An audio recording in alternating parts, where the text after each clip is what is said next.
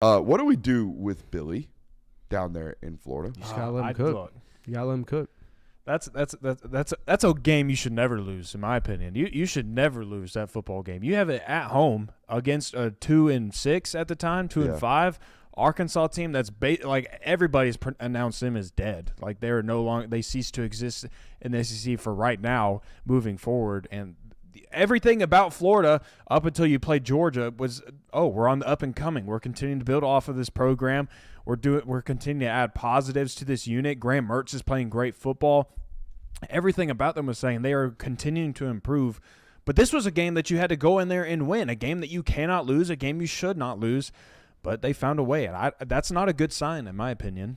It's not a good sign, but you can't – I don't think you can fire Billy Napier. I mean – No, I don't think that was on the table. No. Yeah, that's what, I know a lot of people are going to be calling for that. I think you just have to sit there and ride whatever this is out. I mean, look at what Mike Norvell's doing right now. They lost to what? Who was it? Jackson State or something like that? It was Jacksonville State at home. Jacksonville State at home year 2. One of the worst Hail Mary attempts you'll ever see. Yeah, that's the lowest of lows. So I think you have to kind of just, at this point, it's going to suck. 2024, you already know that schedule's hell. You're going to be starting a freshman quarterback either way, so you just have to ride it out. I don't know if that's necessarily true with regards to starting a true freshman at quarterback either way. I think there's an opportunity Graham Mertz comes back for a super year. But here's what I would do about Billy Napier if I were a Florida fan listening to this.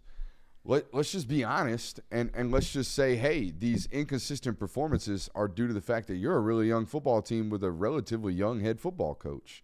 All right, there's a lot of that was stupid.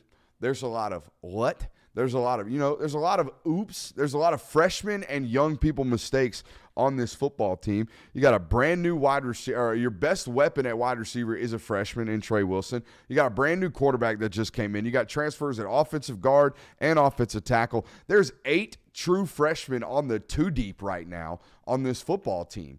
You're really young. When you're really young, you're going to have inconsistent, inexplicable, don't make no sense performances. You're going to have games where you come out and you're down 14-0 off rip against a really, really bad Arkansas football team. You know what the good news is? The good news is normally if you're a bad coached football team, if you're a poorly coached football team, if you are not a good football program, if you're a team that is on the down, you get rolled. You get rolled in that situation. Florida showed up, continued to fight, crawled back in, made it an overtime football game. They lost. That sucks. That does suck. All right.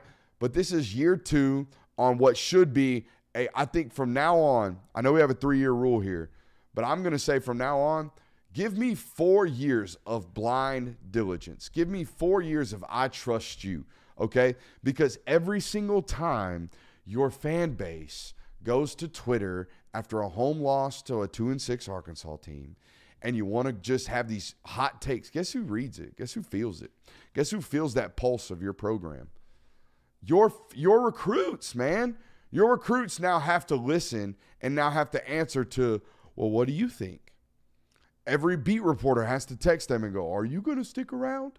Right? They have to do these things. I saw a report from a great report from Zach Goodall over there down there in Gators country. Okay, he handles the SI team site for us. Okay, down there.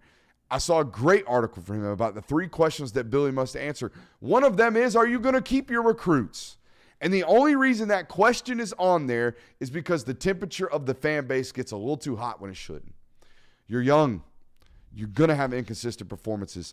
I tweeted Billy Napier up emoji after he beat South Carolina. A lot of Georgia fans didn't catch on to the joke because the next week I tweeted him with a down emoji because that's what we want to do nowadays. We want to go, oh, stock up, stock down. He's young. They're a very young football team, as was Florida State a couple years ago, and it's a football team that he's doing this to. He's turning that cycle over down there. You got to give him time. You got to give him some time. Now, this isn't the case if you take over a perennial power. If you take over a football team that's got good guts, then you ought to be good in a couple years. That football team did not have good guts. No, there was no recruiting going on. None. Like Kirby Smart joked about this. Dan Mullen was not recruiting. Like when Billy Napier came in, he inherited nothing.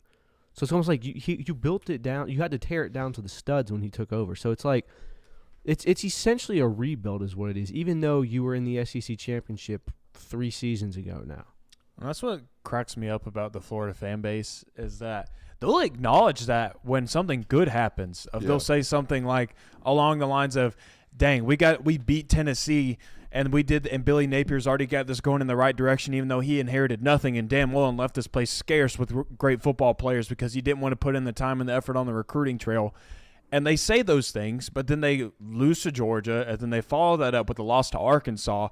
And I was like, I'm done. I'm done with Billy Napier. Like, this is not what we're supposed to be. He just can't get the job done. He can't do this to us. And it's exactly what you're saying. It's a lot of very high highs and then just very, very, very low lows. Two things. Get an offensive coordinator, hire a special teams coordinator, fire about 15 people in that recruiting staff.